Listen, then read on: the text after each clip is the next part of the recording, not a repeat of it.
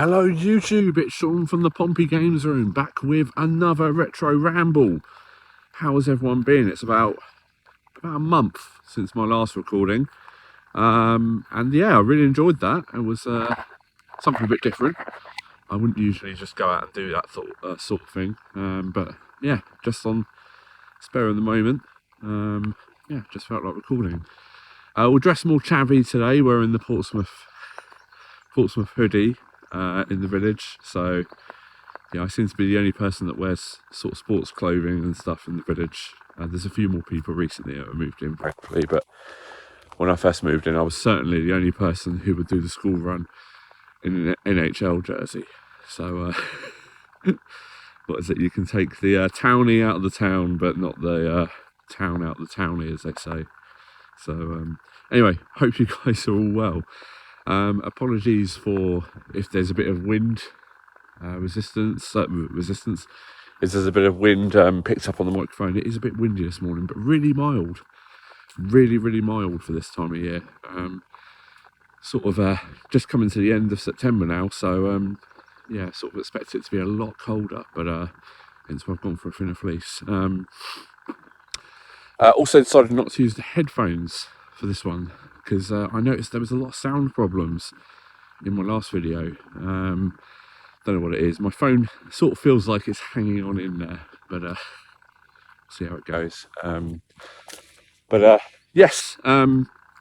So obviously my clothing is one of the big sort of contention points. The other one is also my. The other one is also, sorry, I just had something on my shoes there. The other one is also the height of my socks, which I seem to have pulled up to compensate for that. Yeah, gone for Alan Partridge-esque balls out the barracks on this one. What? Who's this cool customer? Ice white shoes, ice white socks with navy blue double cadet stripe. A pair of shorts, t-shirt with chevron action flash. Long du sport. Man of sport. The tossed pink sweater that says I'm in Paris and nothing's going to stop me. That's the Eiffel Tower. What do we think? The height of the socks. Sort of getting into the walking stuff now. Got to find. I don't know if it's like the sporting world where obviously we don't wear shin pads, but you see some footballers have their shin pads tucked, their socks tucked into their shin pads, and other people that just have their socks pulled right up to their shorts. And I've gone for the pulled up look today, so yeah, we're going to see how that goes. See if we get any glances. Although I won't be able to tell if it's at the football hoodie or the socks. So yeah. Anyway, so yeah. I asked for some questions in my last ramble. Well, I didn't actually ask for them in the ramble. I asked them in the comments after, and I got a fair few. So thank you very much. Looking through them last night when I thought I was going to come out for this walk. Sort of picked them at random, and it was Retro Red Steve. So I'll get to his questions in a minute. There's a few other things I just wanted to say before, and just sorry if I sound a bit nasally. I've had this sodding flu cold thing that's been going around. I don't know if it's been going around the whole of the UK, but like literally, children start back at school. We've managed to avoid all illnesses, all school holiday. The second my daughter went back to school, she seems fine, but we all get ill. Pretty common, I know. But anyway, so sorry if I sound a bit nasally. I'm supposed to be doing a Tough Mudder on Saturday as well, so I'm not looking forward to that at all at the moment with the way I'm feeling, to be honest. It's in about 2 days, so yeah, that could be interesting. Anyway, get the excuses in early, as they say. Anyway, definitely feel fit enough this time round, and I've definitely lost some weight, so typical, an illness will get in the way. But anyway, we're going to go and do it, see how we do it. Yeah, so One of the things I wanted to sort of say is that I'm going to the Black Country gaming market in October, I believe. Yeah, really excited about that. I said at the beginning of the year, actually no, I think it was in my Christmas video. I haven't had many videos this year, although I have in the last 6 weeks, and to have absolutely bombarded you guys, so sorry about that. Yeah, just thought could have gone to the London gaming market, but I've done that a few times now, and just thought, no, sod it. Let's do something a bit different. Let's go support Dainster. I haven't seen, no, well, I was gonna say I haven't seen him for ages. Obviously, seen him on YouTube. Haven't seen him on YouTube for a little while, but I've never actually met him in person. So, and also Stu, Tuesday UK. Obviously, Retro Bears up there, I believe, and it seems like a really good event to go to meet a lot of people as well. So, you know, you spend all this time commenting on people's videos and stuff, and sort of interaction through your videos as well. You never really actually get to meet these people and also look around gaming markets and stuff. I don't really get to do that very much. So, well, sod it. No, we're going to do it.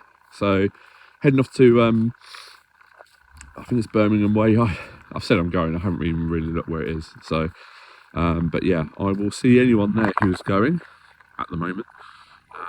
Obviously, if anything happens between now and then I won't be there. But yes, really looking forward to it. I've got my eye on a few things I want to pick up, and I sort of know a few other YouTubers that are going to be going, and also there's a few people I'm speaking to from down this way that are going to be going as well. So hopefully we'll get one kind of with my other hand, because I might be able to shield it from the wind a bit better, because it's really picking up now. Yeah, so really looking forward to that. Gaming conventions, they're such an important part of the gaming community. I try to go as many as I can, but only tends to usually be the London ones. So sort of the standard one, really. I've seen a few videos. Feed Me Chicken's been putting stuff up from Doncaster recently. Yeah, I mean, there's nothing better, is there, than going out to these gaming conventions, really, and being a retro gaming collector. Actually being able to get your hand on the game, the system, having a look at some other bits and bobs like accessories, magazines, stuff like that. You can't really beat it, can you? So yeah, I'm really excited to be going Black Country gaming market. Credit to Dainster, he started that up I think about 3 or 4 years ago now, just after COVID, but he's done amazing, that man. Started his own stall as well. Yeah, I mean, not easy to do. Anyway, you're putting a lot of people together to all come together is never an easy thing to do. I organise charity pitch days once a year, and that's probably for about sort of up to 100 people at a football ground.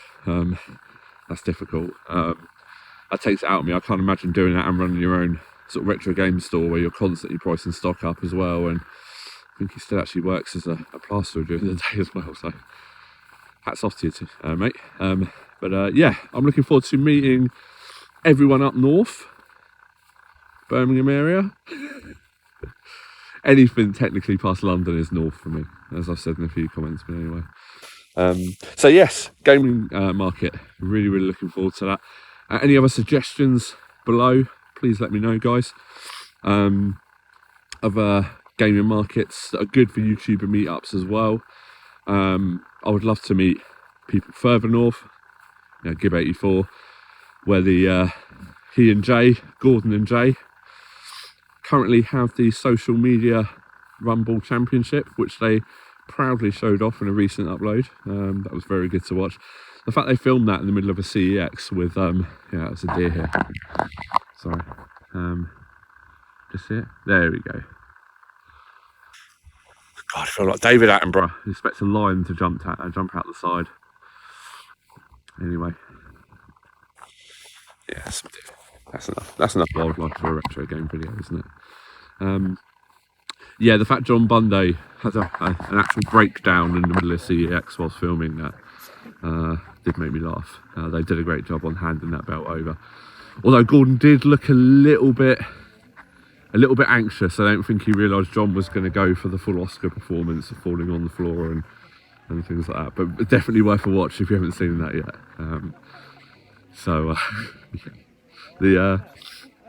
The social media rumble returns in January, guys. So your chance to go and jump on a floor of a local CEX. Well, local. If you want to go collect it, it'll be in Scotland, the belt, but I'm sure they'll ship it. So anyway, yes. So comment below, guys, if there's any gaming markets you think I should look at, other than the Black Country gaming market. I might try and do one every few years, I think, is what I'm going to aim to do. Children are getting a little bit older now as well, so you know, I think eventually I might be able to take one of them along with me as well, which would be great. That'd be cool, because you know, they love, especially my daughter, she's really getting into the video games and things. So yeah.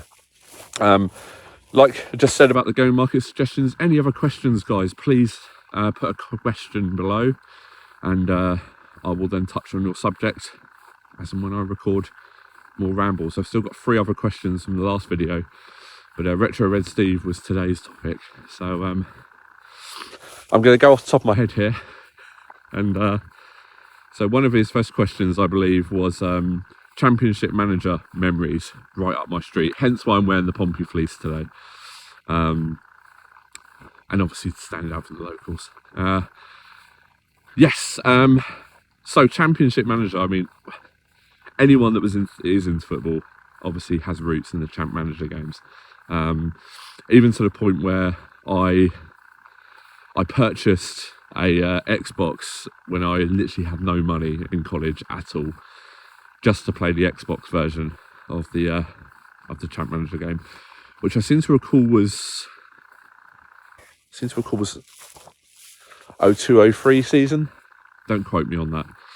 Anyway, and that sort of scratched the itch. But part of the thing for me about Champ Manager was the editor. I used to love the editor. I used to put my school team on it. Everyone did that, obviously.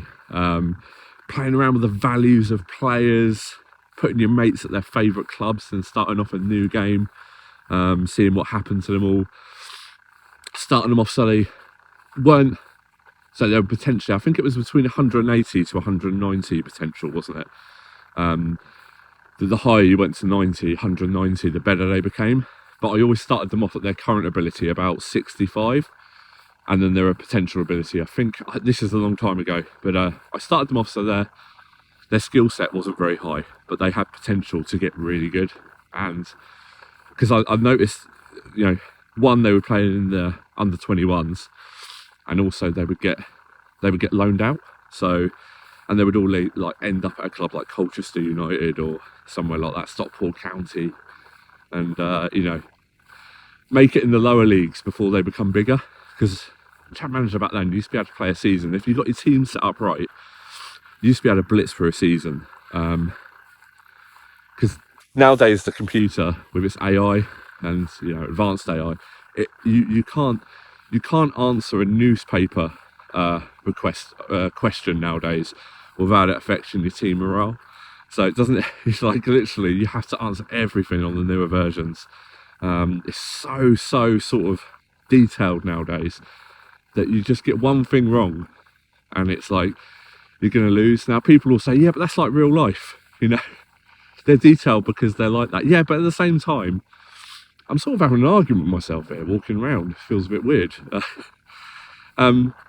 People say, you know, it's got to be like true to life, but I'm not a football manager true to life.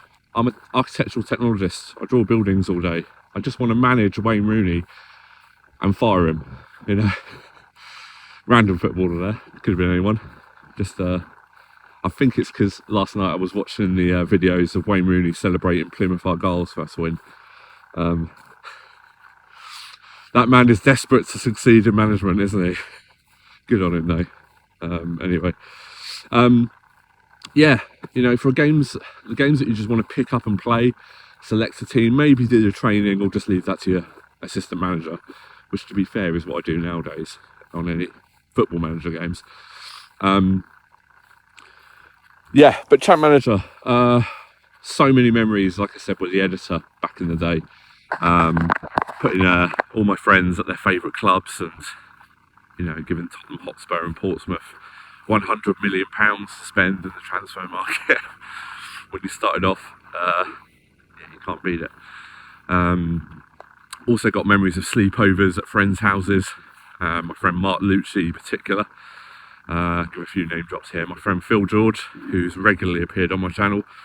And another friend Carl Ryan, who I'm hoping one day to get involved with some, because we used to play a lot of games in school. Wrestling games, football games. Yeah, hoping to get some down the line as we get older, when we've all got the big socks. So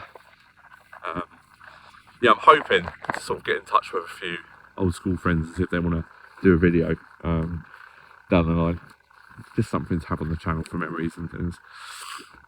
Sorry, God, this wind is not helping.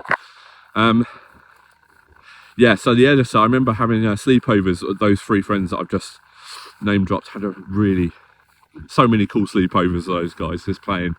We'd be up all night sort of editing the team and probably get about 3 games into the season when we finally fell asleep at 4 AM. So yeah, magic memories. Playing actually one of those nights we had a Soccer City game. Soccer City used to be a really big indoor football venue in the 90s for kids in the Portsmouth area. And we did pretty well down there, the teams I was in. We were never the best team, but we were half decent. We had Mark Lucci was amazing in goal, just incredible. So good. You know, if you had a good keeper in sort of 5-a-side, you would cheat it every game. But he was so good. Anyway, yeah, and we were up till about 4 or 5 AM playing one of these games, and we were supposed to be playing a team that night. I seem to recall that night we got absolutely trashed by them because everyone was out of it. But all we were talking about was I signed Robbie Fowler for Tottenham Hotspur for 4.75 million. I still remember that vividly. And you know what? I never got to see how he did at Tottenham because we never played another game after it. We spent, I would say, we were playing for that game on that PC, I would say, for a solid 12 hours. And we probably played about 6 games each, 4 of which were probably pre-season friendlies. But yes, signing players on that game. I think it was 97, 98 we must have played. And I distinctly remember Mark signing players like John Curtis and who was the guy that played? Is it Daniel Amokachi? No, it's not Daniel Amokachi. There was one player that, there's an Everton player that it might have been Amokachi actually. Yeah, it might have been. If it's not, I will put a picture in and a name of who it was.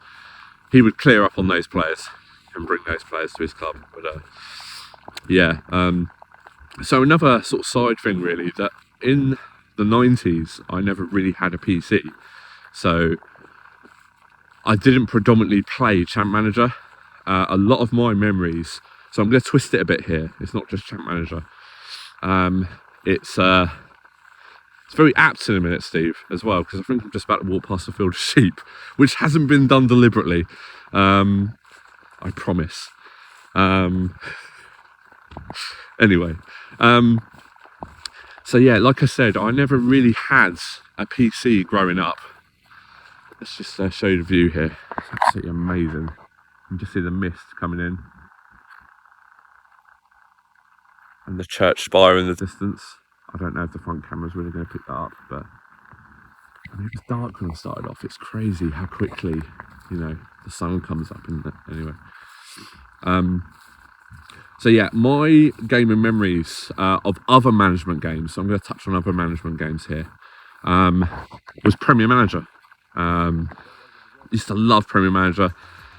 Premier Manager 98 on the PlayStation 1 got a lot of play. That literally, you could play a season on that game in 45 minutes. It was that quick. And the thing is I loved about that game is that so perfect example, you could sign Paolo Maldini on that game, and he was 4.5 stars. I think he was one of the best players on the game. And Antonio Conte as well. When they retired, you got a 17-year-old version of a player a 17-year-old youth player at that rating. So it was like literally you would spend £10,000 buying them. Conte, say, he was usually available at the beginning of the game. Sign Conte for 10 grand, and then when they retired, usually after a year, you would get a young player, usually called either Ivan Thomas for me or David Walton. I kid you not, I had 2 of each in one of my games when I was playing that back in the day. Yeah, Ivan Thomas and Steve Walton. I had a goalkeeper called Steve Walton and a sub-goalie called Ivan Thomas. That was Tim Flowers and David Seaman, that both retired in the game. How weird's that? Yeah, some really lazy parents out there. We'll call this one Steve as well. So, yes. Anyway, remember playing that game to death. And, you know, the classic thing you used to be able to add in on Premier Manager was a house and a car as one of the perks. Can you imagine if you could throw a house and a car in now and just get a player rather than having to secure image rights and, you know, commercial opportunities and everything now that you probably have to sort on the Football Manager games. So I'm over 40 now, so I've obviously got to claim the times that I grew up were better. Everything was better in the 90s. Well, they could probably argue I've been doing that for a little while anyway. Okay, Steve, the sheep aren't here. So when my friend and I walked up here the other night, there were sheep in that field. No sheep. So, sorry about that, Steve. I sort of feel like I should maybe go and re-record this whole video. So, or maybe not.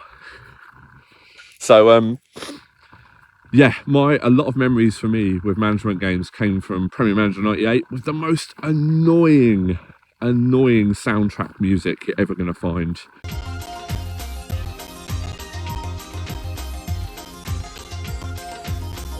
Through the season and not lose one match. It's going to be possible, and we're going to do it.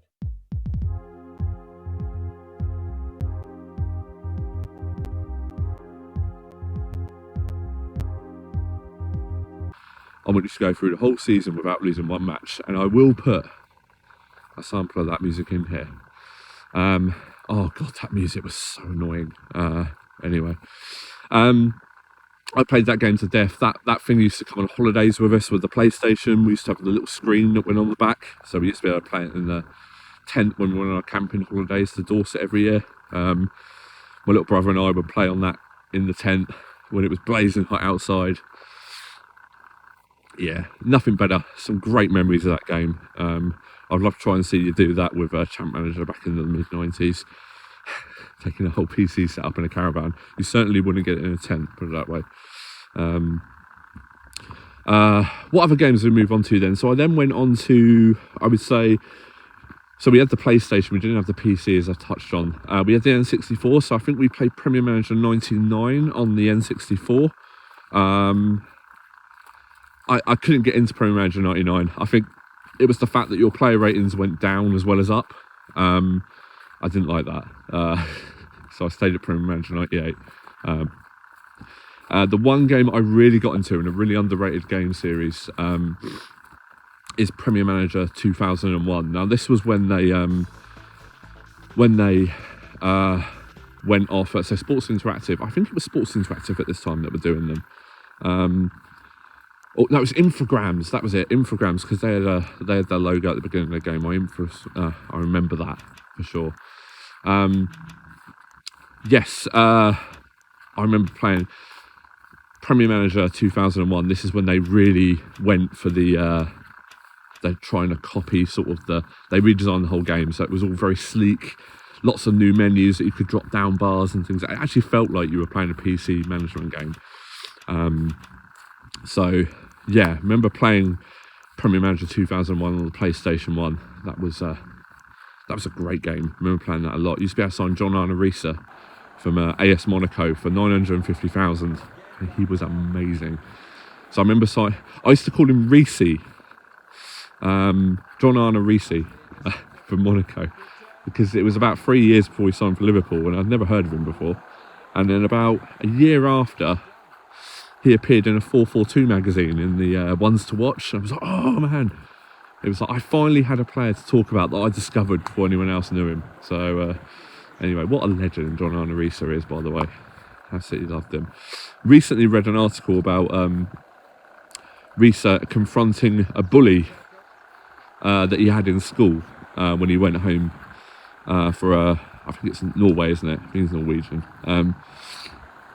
So sorry if I've got that wrong. Where his mate, this person that bullied him in school, worked in a McDonald's, and Riise pulled up. And I mean, you can say it's a bit of a dick thing, sort of turning up and sort of showing off your car and your wealth. And he went in and got served by this guy in McDonald's, and didn't say anything, but they sort of caught eyes to one another, and sort of, the sort of look with, that sort of look. So just to say, like, needless to say, I had the last laugh, as Alan Partridge says. Anyway, yeah, that made me laugh. That. Also, some notable shout-outs. The LMA Manager games. Just going off a complete tangent here. Any management game is fair game, because I played a lot of Champ Manager back in the 90s and early 2000s. But yeah, predominantly it was on the PlayStation 1, and obviously Premier Manager 97 would it have been, or maybe even earlier than that, on the Mega Drive. That probably would have been about Premier Manager. That was just Premier Manager, I seem to recall. That was pretty cool. That was a good game. Enjoyed that as well. But yes, the LMA Manager games. I've got a video series going on my channel at the moment with Exeter City. Fantastic series. I'm really enjoying doing it. I've already got 2 others recorded. I'm just waiting. I don't want to put those up too much because they're quite long and informative videos. There's a lot to take in. So if you put a lot up in a short space of time, it sort of commits you to having to keep doing it. Like every single month. They take so long to film. It's not like a pickup video or something like this where I can just stick the camera on and go out for a walk or something, or show you a few games and things. But yes, I remember playing Anime Manager an awful lot. Some amazing memories of my brothers playing those games. The fact you could build your stadium and all that. Anything management sim, I'd probably end up liking. That's the thing. But the football management side of it is definitely a winner in my book. So yeah, Champ Manager, some classic games back then. Some brilliant players that people still refer to today that they signed from Champ Manager. Some absolutely amazing stories like Freddie Adu on the Football Manager series, and the other names escape me from the earlier games that I used to play, but yeah, so just seeing if there's any other footpaths around. Oh yeah, this one gets caught. Okay. So we're sort of going the reverse route that we did the other day when I did my first Retro Ramble. Yeah, let's just turn around here because we've got good light here actually. Yeah, so I would say probably my memories predominantly of management games are sort of PlayStation based, because I didn't really have a PC to play the Champ Manager games, but I did play them around friends, which was the best way to play them really, wasn't it? So yeah, really enjoyed playing Champ Manager, so lots of memories of that back in the day. Sorry for the jump cut there. A bit of coffee and just to clear my nose. Lovely stuff. So Steve had another question, and it was boss fights that you remember from back in the day. So yeah, I've got memories with certain games and things that I loved playing through and clearing as much as I could. I mean, one of them has to be Streets of Rage, the final level on that. I think it's Shiva, isn't it? And it's Dr. X or Mr. X with a massive machine gun at the end. So cool. I love that music as well. Absolutely love that music on the final level.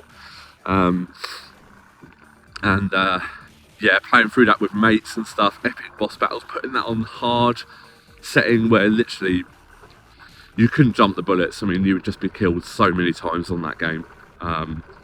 Yeah. So Streets of Rage 2, epic memories of playing those final levels and defeating the end of level boss. I always loved the way on that game where you went up through the lift towards the end to win the boss battle at the end.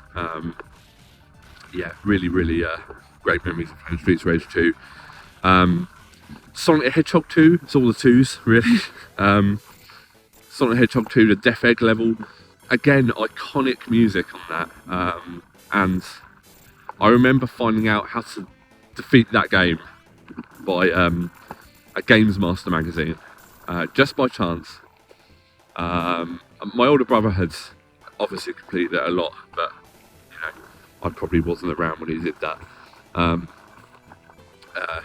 And I remember distinctively reading about how you defeated the end of level boss and Supersonic, learning the patterns, Silver Sonic, sorry, not Supersonic. All that. I always remember the level just before, which was the, is it Sky Base it's called? When you jump off the plane and you're sort of running over a plane to get to the Death Egg level. Yeah, I remember that level. Loved that level, and so many jumps that you had to make or you would plummet to your death. No, its tails didn't stick around to pick you up, you fell off stuff, but yeah. But even to like today, I would say one of my most favourite games that I've completed in the last few years would probably be Red Dead Redemption 2. I've played through that twice now and gotten both the endings. I think there's actually a third ending, isn't there? There's probably even more than that. I've certainly got 2 endings by doing the different path. Yep, no spoilers here. No one's, it's not like Sonic 2 and Streets of Rage 2. I mean, who hasn't completed those games if you're a 16-bit fan? Man, that game, the final fights on that were epic. They took me a long time to complete. Really love that game, and it's a game that I constantly go back and play again. So the pick up and playability on those games, I think because the world's so expansive, there's so many routes you can take, and it obviously alters the ending that you get. I mean, I don't invest a lot of time nowadays in a game series, predominantly. I just don't have time, and although saying that, I have just come off the back of playing NHL for pretty much every evening for 2 weeks. That aside, it's a very I'm missing the hockey season. It starts in about 3 weeks. The second that starts, I probably won't even play on the computer. So anyway, yes, Red Dead Redemption 2 definitely up there as a game that I remember for epic final bosses. Not so much the final bosses, but the whole thing on Red Dead Redemption 2. Getting to there, you have to. So you're in the cliffs, aren't you? And you're sort of running around the cliffs, defeating people. They're jumping out left, right, and centre, and then you get to the final part, which I won't elaborate on too much. But yes, brilliant game.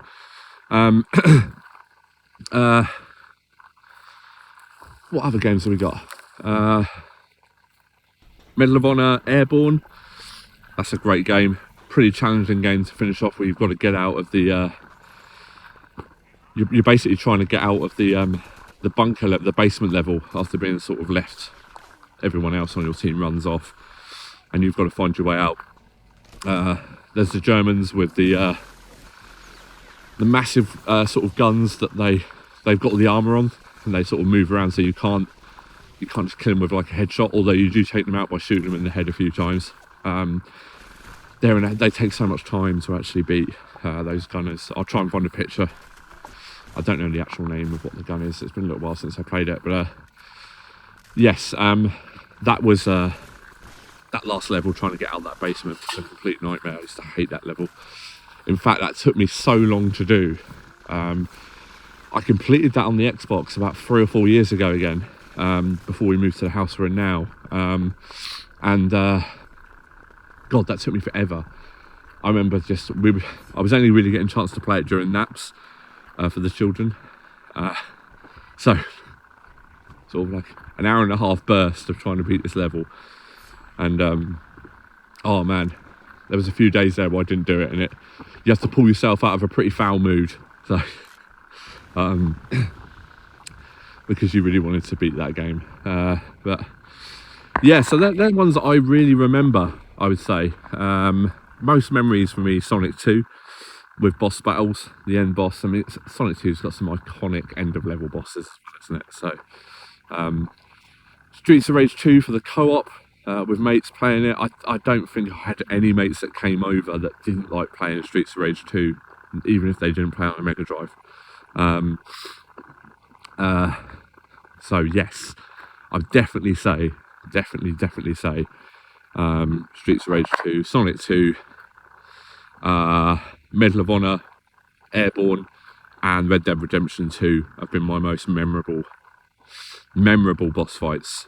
Just stunning games that you want to go back and put hours into as well, and just get a bit more play out of them. And sort of, especially Red Dead Redemption, like I said, I probably around Christmas this year, just this Christmas we had, God, saying that, we're probably about 12 weeks away now from Christmas for 2024. I love Christmas, I cannot wait. Yeah, I really can't wait, actually. How quick has this year gone? Yeah, I actually played it again over the Christmas break, and really got into it again. It's funny how you can just pick a game up like that and start playing it again.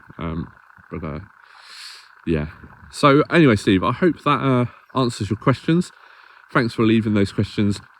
Yeah, it's been good chatting about Champ Manager and things like that, and memories, but just management games in general I absolutely love. So you'll see on my channel I've got ice hockey management sims. I've got the PS Vita FIFA manager section, which was technically FIFA 11. Was it FIFA 11? It was. Yeah, that's been reviewed. I've done a load of management sims on my channel. They always seem to get viewed really well as well, actually, the management sim videos. I think people really seem to like them.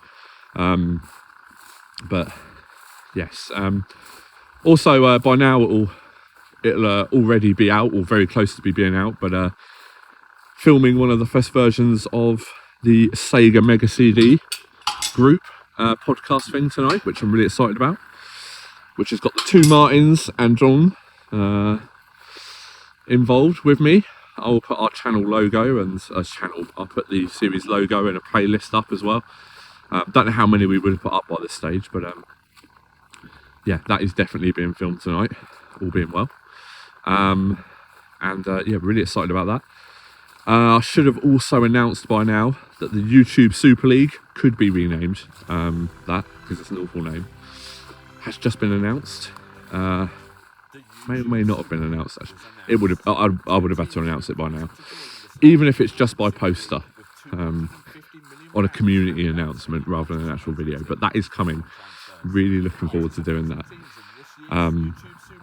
Anyone that's not aware, I invited a few YouTubers, and one of my mates who's not really on YouTube, Dale, who does the wrestling videos. We're going to use EAFC 25. We're each going to take a team. We're going to invest 250 million in those teams each, using transfermarket.co.uk as a price basis. We're all going to put those teams that we manage into one league, and we're going to computer simulate a league, and I'm going to host a match of the day thing every month or so for the game weeks. And yeah, we're going to do a series I've not really seen, to be honest. I think it could be quite funny. So if it goes well, we'll open it up to more people. These are people that I knew liked football and had interest in it, and would probably be up for doing a collaboration video. Although, to be fair, all they had to really tell me was who they wanted to transfer and stuff. But at the moment, if things go well, my Portsmouth Football Club team are the oldest team in the game, because I can say it by now, because we probably would have selected a lot of our players. Yeah, I've tried to get players like Ronaldo, Mahrez, Kante, players that I can afford, because I've got a bit of a whole team on 250 million. I really shot myself in the foot there. So people who are managing Arsenal and stuff like that have probably gone out and just blown their 250 million on Mbappe. Yeah, I don't have that luxury, unless I just wanted Mbappe playing up front. surrounded by a load of players that are in their sort of late 60s to early 70s rating, up against teams like Man City and Liverpool. That wouldn't have been pretty, but yeah, so look forward to that. I will finish off, Steve, with some wildlife for you. No cow, sorry, it's just cows, unfortunately, but no sheep. But anyway, yeah, so thank you for everyone with the collaboration videos. Really excited to be part of the Sega Mega CD. It's helped me discover an awful lot of games. Going back and sorting things out for that, and sort of doing a bit of research. What a great system that is, and I don't use it enough. I didn't use it enough. I've played it a fair few times since. One of the so I have a multi-mega as my main Mega Drive.